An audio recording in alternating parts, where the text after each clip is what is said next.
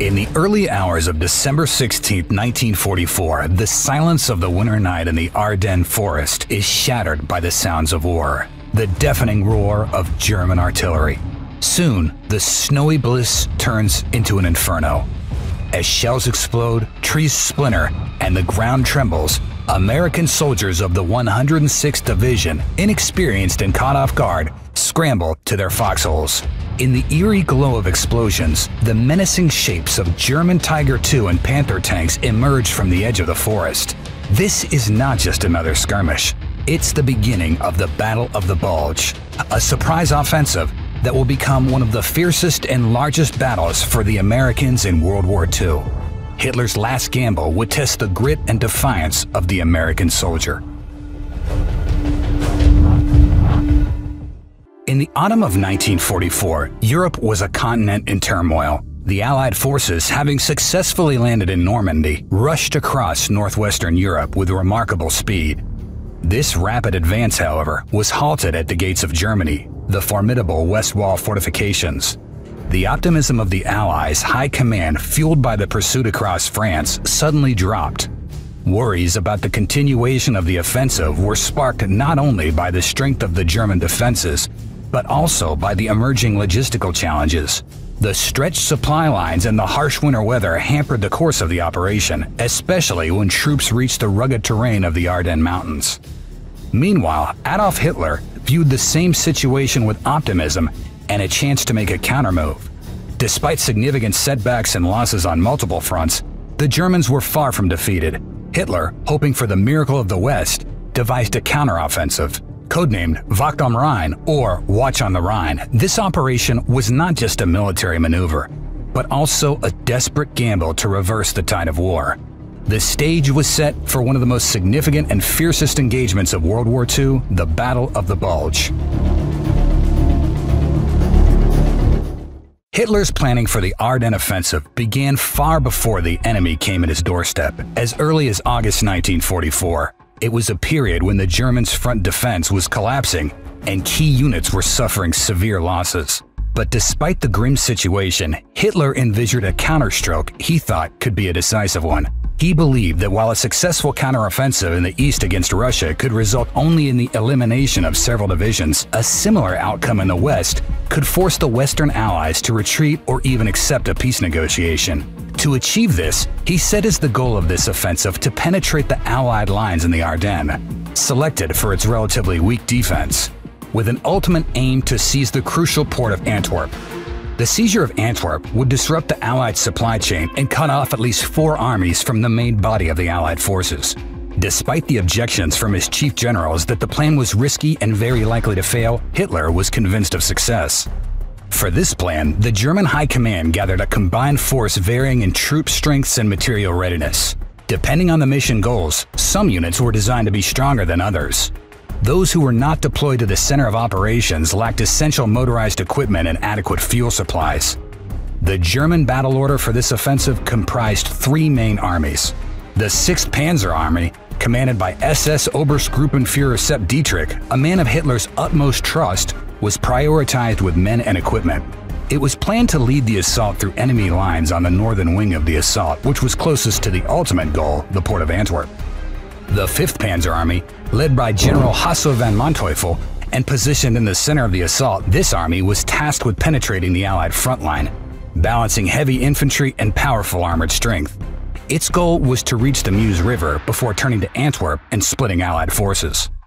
The 7th Army was the weakest of all 3, comprising mostly infantry and paratrooper divisions. It was tasked primarily with securing the southern flank of the advance. The operation's success hinged on swift execution, as the Germans were keenly aware of their logistical challenges and the Allies' potential for rapid reinforcement. This made this ambitious offensive line in the Ardennes a high-stakes gamble by Hitler, representing the final significant effort to alter the war's trajectory in favor of Germany. Given the Allies' lack of preparedness for this battle, the risk of the Germans achieving their objectives was critically high. While the Germans meticulously planned their offensive, the Allied forces, despite possessing formidable strength in Western Europe, were not even expecting the counteroffensive to take place. They were caught in a web of intelligence misinterpretations that contributed significantly to the surprise element of the upcoming Battle of the Bulge. Namely, key intelligence officers within the Allied ranks had predicted the possibility of a German counteroffensive. Colonel Oscar Koch of the U.S. Army, the U.S. 1st Army Intelligence Chief and Brigadier General Kenneth Strong of SHAEF, Supreme Headquarters Allied Expeditionary Force, had identified indicators pointing to a potential German strike in the Ardennes. However, these warnings were largely overlooked by the higher command, particularly General Omar Bradley in command of the U.S. 12th Army Group.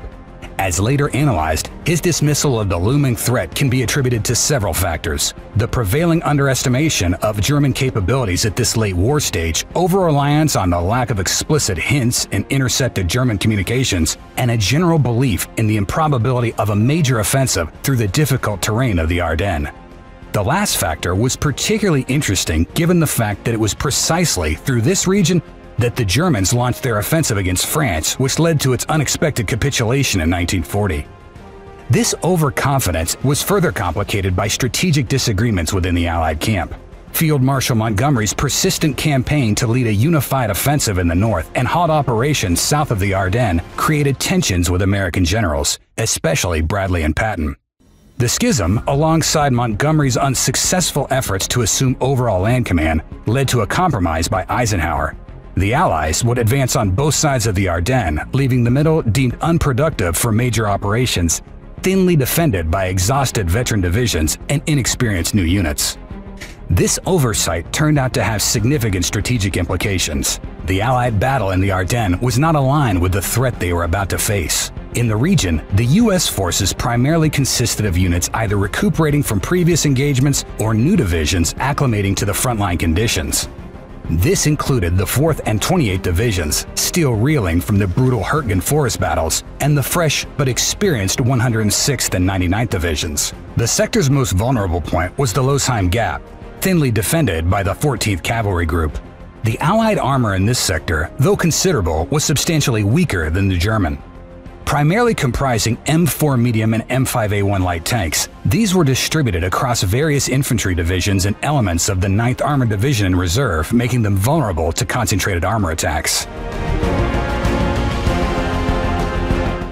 In the early hours of December 16, 1944, the dense forests of the Ardennes were shrouded in the cold grip of winter. Thick fog and freezing temperatures, even though they provided a perfect cover for the German offensive, were also a drawback. This terrain, a mix of rugged hills and dense woodlands, was notoriously challenging for military maneuvers of armored units and heavy equipment. Winter conditions only made it even more difficult. The initial phase of the German attack started with a symphony of heavy artillery bombardment and a thrust of the 6th Panzer Army precisely at the Losheim Gap. However, as German generals warned, the Panzer troops faced immediate challenges due to the terrain and weather conditions. The Germans were using heavier 70-ton Tiger II and 45-ton Panther tanks to punch through the American lines. However, these steel beasts were getting bogged down and guzzling fuel on the narrow Ardennes roads. Their progress was also hampered by difficulties in getting fuel to the front lines to keep the columns moving, undermining the mobility of their armored divisions and causing significant logistical complications. On the Allied side, the troops, a mix of battle-weary divisions and green units, were hunkered down in defensive positions, preparing for a winter they expected to pass without major incident. The U.S. forces, particularly those around the Losheim Gap and near the Elsenborn Ridge, were mostly oblivious to the impending storm. When the assault started, one member of the 81mm mortar platoon, unfamiliar with the sounds of war, naively asked why it was thundering in December. The laughter of his friends was hollow as they realized those sounds were from German artillery. When German tanks appeared, there was only a look of horror to be seen on their faces. Despite the intensity of the attack and the overall unpreparedness of the American forces to fight, they somehow overcame the initial shock and met the German advances with determined resistance. One of the American units that showed remarkable tenacity in repelling German attacks was the fresh 99th Division. Despite being outnumbered, they held their ground against the onslaught, offering more resistance than the Germans had anticipated. The opposition shown in this initial phase of the battle set the tone for what was to become a fiercely contested battlefront, thus defying the German expectation of a swift and decisive breakthrough. However, the Germans had more than one ace up their sleeve. As the Battle of the Bulge was developing, another operation emerged behind the front lines that was envisioned as a pivotal element of the German offensive strategy, Operation Greif. Orchestrated by the notorious Waffen-SS commando Otto Skorzeny, this operation was a daring attempt at deception, designed to sow confusion and chaos within the Allied ranks. English-speaking German soldiers, disguised in American uniforms and equipped with captured Allied weapons and vehicles, infiltrated behind enemy lines. Their mission was to misdirect Allied troops, disrupt communications, and capture key bridges over the Meuse River. These commandos performed various sabotage activities, including blowing up fuel dumps, assassinating messengers, and transferring false orders. However, the operation was quickly exposed when an American patrol stopped a jeep with 3 soldiers who failed to provide a correct password. The discovery of American dollars, explosives, and a radio in their jeep led to their capture and eventual execution as spies by a firing squad. Nevertheless, the operation did create confusion among American troops, leading to a period of heightened alert and mistrust. Soldiers were stopped and questioned on American trivia to verify their identities, leading to some comical and chaotic situations. While General Bruce Clark was arrested after giving a wrong answer about the Chicago Cubs baseball team, General Omar Bradley was detained for providing a correct answer to the question of what's the capital of Illinois, the city of Springfield. The soldier who stopped him was convinced it was Chicago. Despite the audacity of German commandos, Operation Greif achieved limited success. The Allied forces adapted quickly, instituting stricter identification procedures. The operation's limited impact highlighted the desperate situation of the German forces, who resorted to unconventional tactics in their bid for victory. Operation Greif remains a testament to the lengths the German command was willing to go in an attempt to turn the tide of the war, marking it as one of the most intriguing episodes of the Battle of the Bulge. While the main thrust of the 6th Panzer Army was halted, one of its units did manage to break through the American lines. It was the Kampfgruppe Piper, part of the 1st SS Panzer Division, whose mission was to spearhead the assault through the Allied lines, creating a path for the rest of the 6th SS Panzer Army.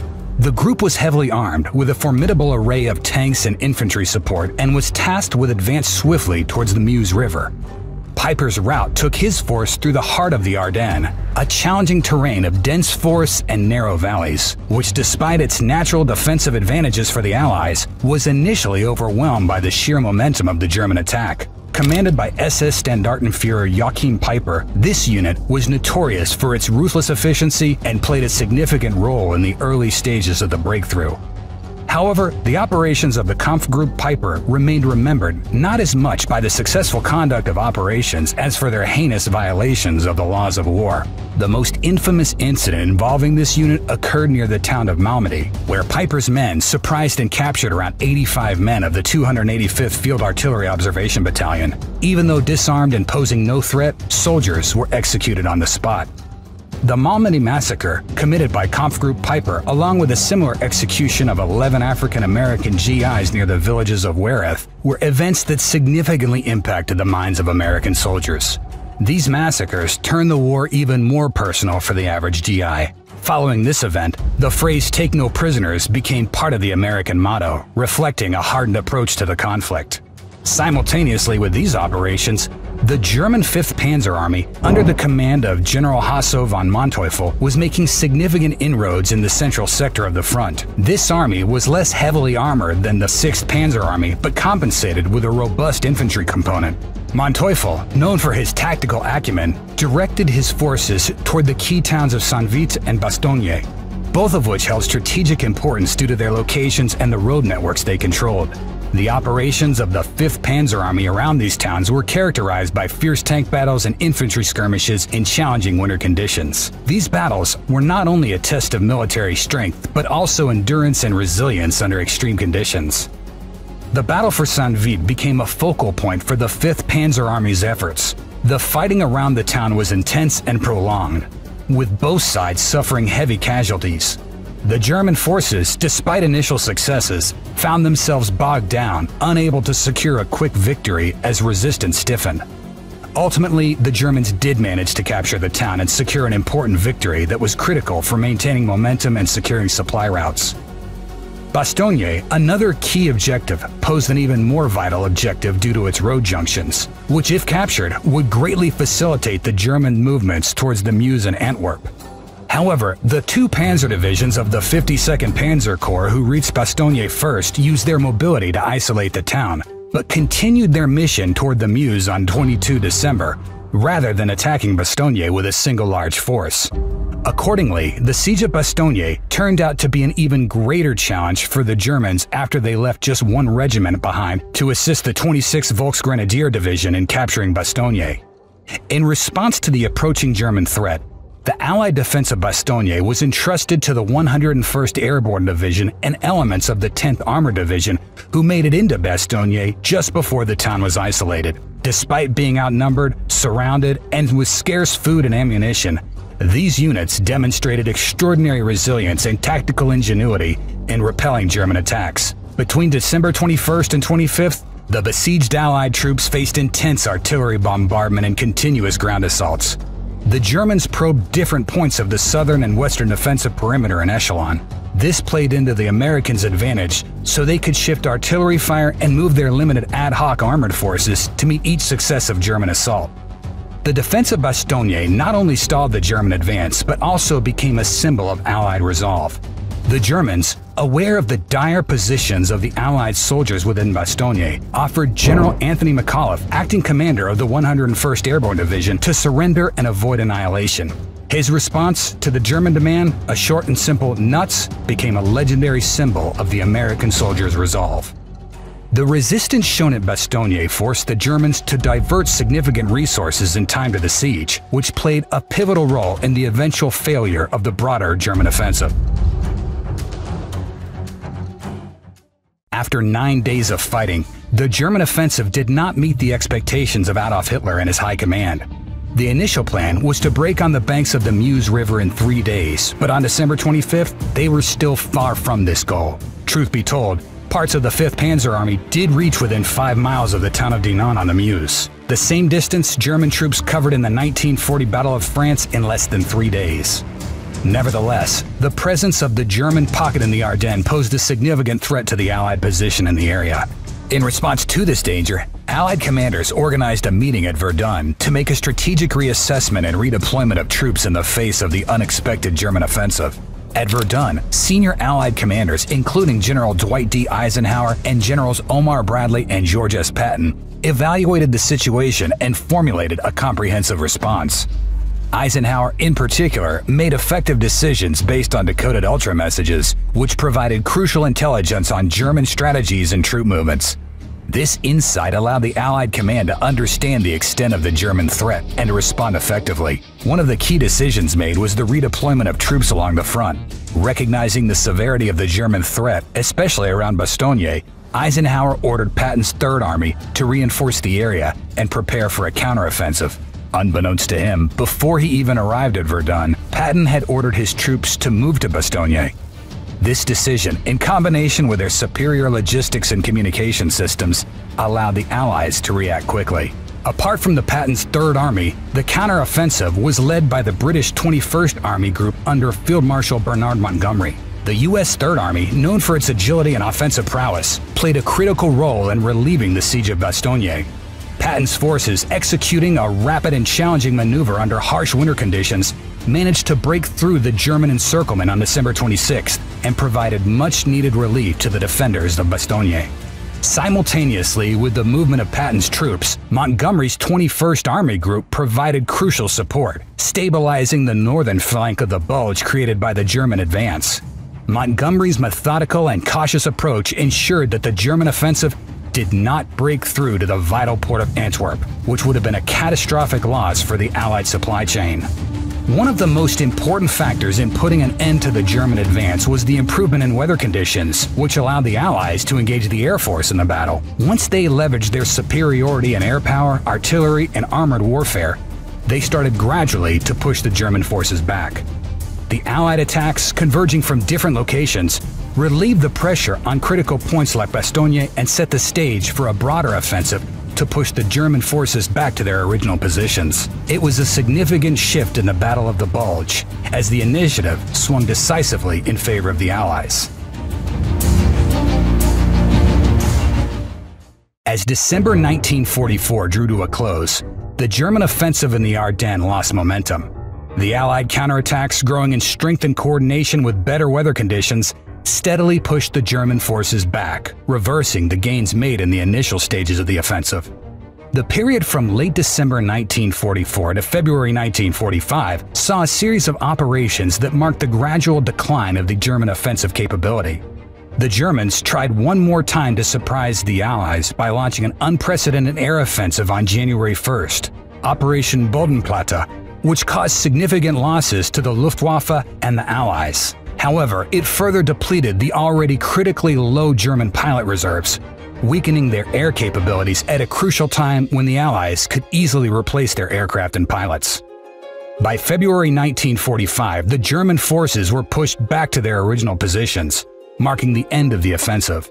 The danger of jeopardizing the entire Western Front had passed, and some of Germany's most battle-hardened units were nearly depleted or moved to the Eastern Front against the relentless Soviet onslaught.